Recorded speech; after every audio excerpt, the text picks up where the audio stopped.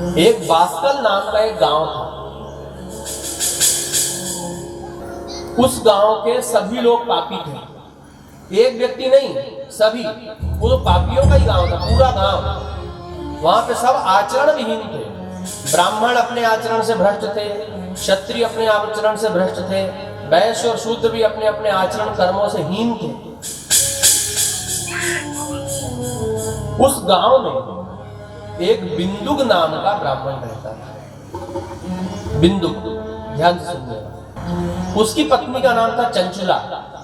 लेकिन जब व्यक्ति अपने मार्ग से भ्रष्ट हो जाता है ना, तो उसे अच्छे और बुरे की समझ नहीं रहती, उसका विवेक शून्य हो जाता है। पुस्तकी ज्ञान कितना भी हो, पुस्तकी ज्ञान अलग विषय है और विवेक अलग विषय है। विवेक का अर्थ होता है अच्छे बुरे की समझ होना। बुद्धि अलग है और विवेक अलग है। वह अपनी पत्नी को छोड़ करके अन्य स्त्रियों के साथ संबंध बनाता था, रमण करता था। उसकी पत्नी एक दिन दुखी हो गई। उसने सोचा जैसे को तैसा मैं भी पर पुरुषों के साथ संबंध बनाऊंगा। इस बात का पता उस बिंदु को चल गया। उसने कहा, अरे ये तो तुमने सतीत्व धर्म को नष्ट कर दिया। तो उसकी पत्नी ने कहा कि आपने भी तो अपने धर्म का नाश कर दिया, आप भी तो पराई स्त्रियों के साथ संबंध बनाते हैं, तो जब आपको ये स्वतंत्रता है तो मुझे क्यों नहीं। तो देखिए अब उस बिंदुक नाम के ब्राह्मण की कितनी बुद्धि भ्रष्ट हुई है। वो बोलता नहीं, ठीक है तुमको जैसा इच्छा वैसा करो, लेकिन जिनसे संबंध बनाओ उनसे पैसे लिया करो। मतलब अपनी पत्नी को वेश्या बना दिया उसने। इतना बुद्धिहीन हो गया। जब सत्संग की प्राप्ति नहीं होती व्यक्ति को, इसीलिए तो ये शिव महापुराण, भागवत, वाल्मीकि रामायण ये सत्संग क्यों बनाए हैं? इसलिए तो बनाए कि इसको सुनने से हमें ज्ञान की प्राप्ति होती है। जो लोग कभी से नहीं सुनते वो पशु के समान है, उन्हें कुछ नहीं पता। जैसे पशु को कोई ज्ञान नहीं होता ना, उसी प्रकार ये मनुष्य भी हो जाता है। उस बिंदु की तो मृत्यु हो गई। समय आने पर उसको क्षय रोग हो गया और क्षय रोग होने के बाद उसकी मृत्यु हो गई। बिंदुक नाम के ब्राह्मण की। बड़े ध्यान से सुनिएगा कथा को। और जब उसकी मृत्यु हो गई तो वो विंध्य पर्वत पर, मैंने बोला था ना भाई विंध्य पर्वत से संबंधित कथा आने वाली आज प्रथम दिवस से। इस विंध्यांचल पर्वत पर ही वो एक पिशाच हुआ, नरभक्षी, मनुष्यों को खा लेने वाला पिशाच हुआ। पिशाच योनि प्राप्त हुई। बड़े कष्ट में रहने लगा। अब उसकी जो पत्नी थी चंचुला, जब उसका बुढ़ापा आ गया तो देखिए वो पहले वैश्या थी, लेकिन बुढ़ापे में वैश्या को कौन पूछे। तो बुढ़ापे में उसके खाने पीने के लाले भी पड़ने लगे। वो कहीं पर भी जो कुछ मिल जाता था खा के और अपना निर्वहन कर रही थी। एक बार उसके नगर के सामने से भगवान शिव जी के कुछ भक्त गोकर्ण तीर्थ जा रहे थे। ये गोकर्ण तीर्थ कहाँ है? किसी को यहाँ पर पता है क्या? इतने लोग बैठे हैं, कभी नाम सुना इस तीर्थ का? गोकर्ण तीर्थ। प्रयागराज का नाम सुना होगा, बद्रीनाथ, केदारनाथ, सबका नाम सुना होगा, लेकिन ये शिव जी का बहुत बड़ा तीर्थ है गोकर्ण तीर्थ। कभी इसका नाम सुना है क्या आप लोगों ने? सुना तो हाथ उठाओ, नहीं सुना तो मत उठाओ। नहीं सुना। यह जो तीर्थ है इसलिए आप लोगों ने नहीं सुना क्योंकि ये साउथ इंडिया में, दक्षिण भारत में है। कर्नाटक में मैंगलोर सिटी में है। इस समय वर्तमान में मैंगलोर नाम है उसका। और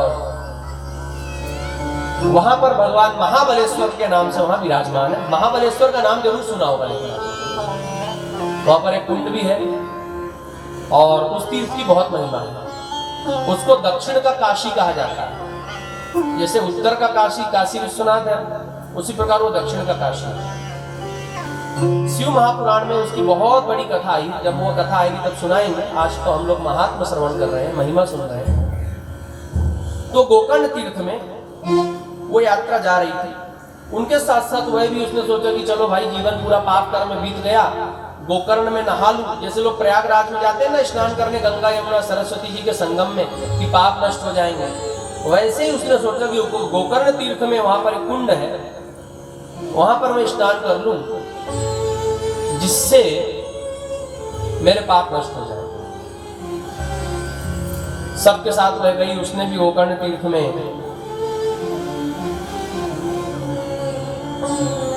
स्नान किया। सब लोगों ने पूजा की पूजा करने के बाद वो महिला तो बाहर ही बैठी रही मंदिर के, लेकिन वहां पर भी उस दिन शिव जी से संबंधित श्रेष्ठ ज्ञान पंडित जी सुना रहे थे, कुछ 1-2 अध्याय शिव महापुराण के। देखिए यहाँ पर वर्णन ये आ रहा है कि जिन लोगों ने 1-2 अध्याय शिव महापुराण के सुन लिए, जब उनकी मुक्ति हो गई, तो जो पूरा शिव महापुराण सुनेंगे उनकी मुक्ति क्यों नहीं होगी। और ये लोग जितने बड़े पापी, मेरे हिसाब से आप लोगों में से ऐसा कोई पापी नहीं होगा जो इसने अपने माँ बाप तक को मार दिया होगा। ये तो ऐसे ऐसे जब पापियों की मुक्ति हो गई तो श्रेष्ठ लोगों की मुक्ति क्यों नहीं होगी, अवश्य होगी। लेकिन विश्वास पूरा रखिएगा, विश्वासो फलदायकम संशयात्मा विनश्यति। विश्वास जिसके पास है उसी को फल की प्राप्ति होती है। तो वहां पर पंडित जी उस दिन कथा क्या सुना रहे थे पता है आपको?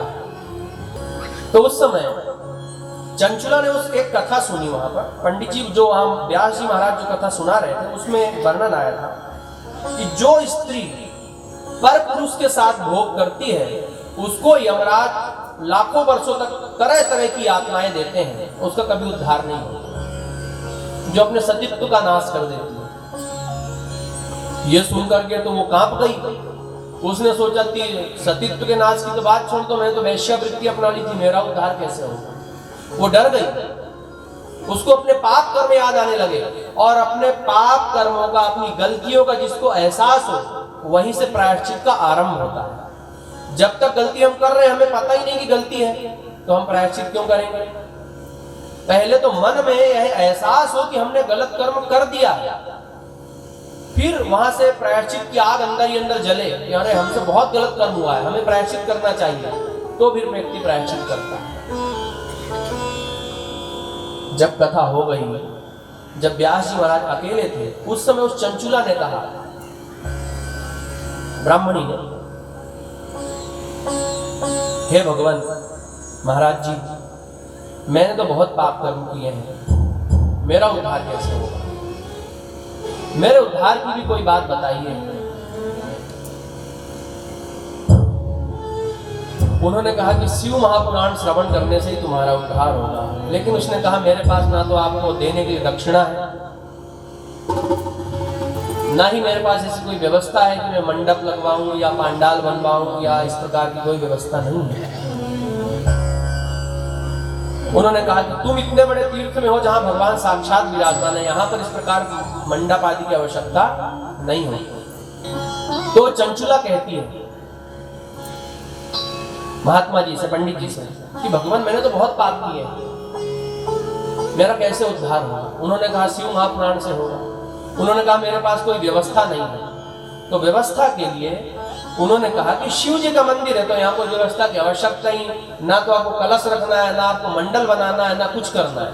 आप तो मेरे सामने बैठिए, मैं कथा सुनाता हूं। और ये बात ध्यान रखिएगा, ये मंडल आदि रचना और ये जितना भी है सब कुछ, ये इसके अंग है, छोटे से। मूल है कथा। सूत जी और सौनक जी ने भी कथा सुनाई तो ना हुआ, यज्ञशाला की ना मंडल था। व्यास जी सनत कुमार जी संवाद हुआ, वहां भी ऐसा कुछ नहीं था। तो इसलिए दिमाग से एक ही बात निकाल दीजिए कि क्या विधि विधान है। कथा सुनना है, केवल इतना ही दिमाग में रखिए, बाकी सब तो स्वतः हो ही रहा है विधि पूर्वक। लेकिन फिर भी यदि कोई विधि में न्यूनता होती है तो वहां पर ध्यान न देकर कथा पर ध्यान देना चाहिए, क्योंकि यह आयोजन पूजन का नहीं, ज्ञान यज्ञ का है। आप लोगों ने शिव महापुराण कथा का आयोजन किया है, जिस ज्ञान को आपको सुनना है। उन्होंने, महात्मा जी ने चंचुला को पूरी शिव महापुराण की कथा क्रमशः सुनाई। कथा सुनने के बाद उसका चित्त बड़ा निर्मल हो गया और वह गोकर्ण तीर्थ में ही निवास करने लगा। वहां पर उसने अपना वैराग्य आश्रम ग्रहण कर लिया। अपना जो नारियों का सुंदर आभूषण वाले सब रूप निकाल दिए, अपने आभूषण निकाल दिए, वो वस्त्र और वल्कल वस्त्र धारण कर लिए। ऋषि पत्नियों के पहनने योग्य वस्त्र धारण किए, रुद्राक्ष की माला धारण की और त्रिपुंड्र लगाने लगे। भगवान शिव जी को नित्य जल अर्पण करते थे और ओम नमः शिवाय इस मंत्र का जप करते थे। समय आने पर कुछ वर्षों में उसकी मृत्यु हो गई। मृत्यु होते ही भगवान शिव जी के गण विमान सहित उसको लेने आए, अर्थात उसकी आत्मा को। अब यहां पे दो बातें हैं। एक था पहले की कथा जो हम लोगों ने सुनी, देवराज नामक ब्राह्मण की। वो कहीं कथा आती है देवराज वैश्य था, दोनों बातें हैं अलग अलग पुस्तकों में, लेकिन देवराज एक मनुष्य आप समझिए यहाँ पर। तो वो देवराज जो है वह कथा सुनने के तुरंत बाद उसकी मृत्यु हुई और मुक्त हुआ। इसने कथा सुनने के बाद, मैंने दोनों बातें आप लोगों को बताई थी, कथा आपने सुना उसके बाद जीवन में सुधार नहीं हुआ तो मुक्ति नहीं होगी। देखिए यहाँ पर चंचुला ने कथा सुनी, उसके बाद उसने अपने जीवन में सुधार किया, अपने जीवन में तपश्चर्या लाई है, अपने भोग विलास वाले जीवन को छोड़ दिया, त्याग कर दिया और उसी गोकर्ण क्षेत्र में निवास किया।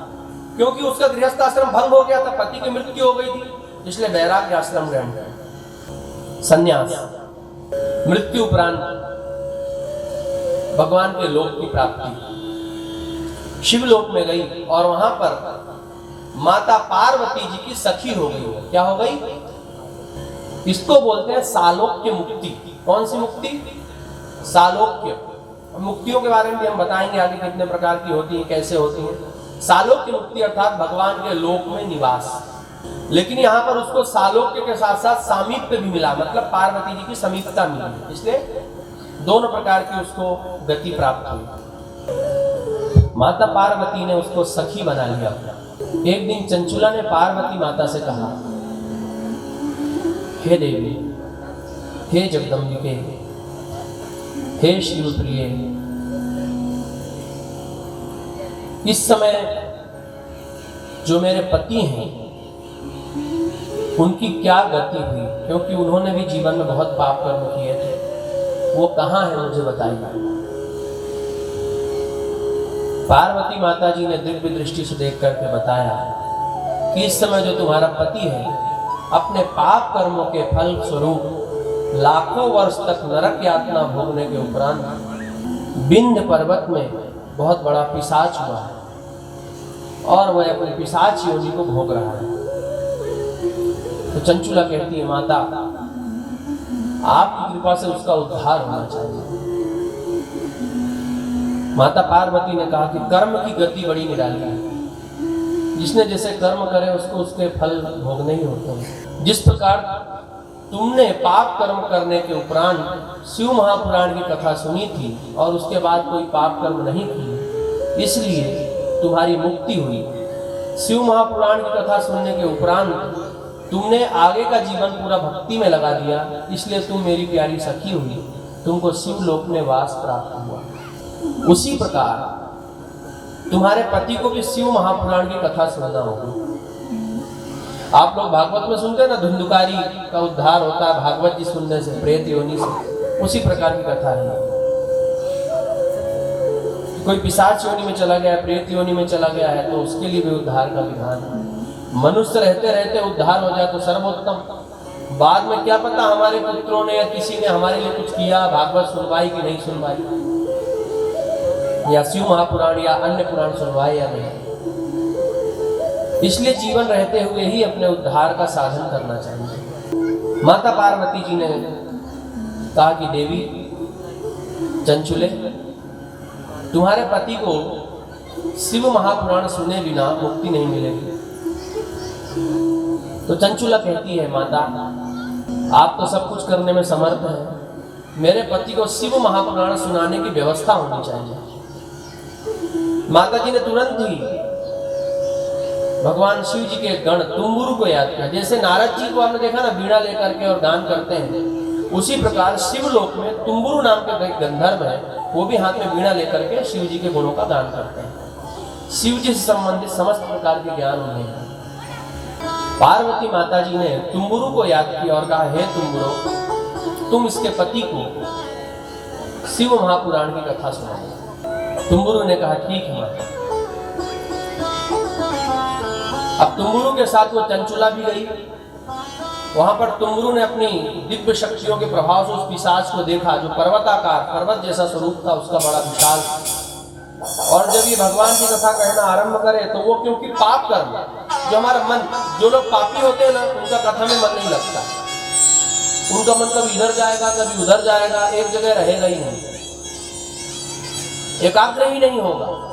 तो वो तो पिशाच योनि में था, उसका मन कैसे स्थिर रहता है, वो चलायमान है, कभी इधर जाए कभी उधर जाए, कथा ही ना सुन पाए। तुम्बुरु जी ने फिर भगवान शिव का स्मरण करके उसको एक पास से अर्थात एक रस्सी से मंत्र के प्रभाव से बांध दिया और बांध करके बैठा दिया। बोले अब कथा सुनो। और फिर उनको शिव महापुराण की पूरी कथा सुनाई। शिव महापुराण की कथा सुनते ही उसका वह पिशाच योनि से वह मुक्त हो गया और दिव्य रूप धारण करके भगवान शिव के लोक को गया और भगवान शिव जी ने उसे अपना एक गण बना दिया। बोलिए उमापति महादेव की इस प्रकार उस बिंदुक का भी उद्धार हो गया।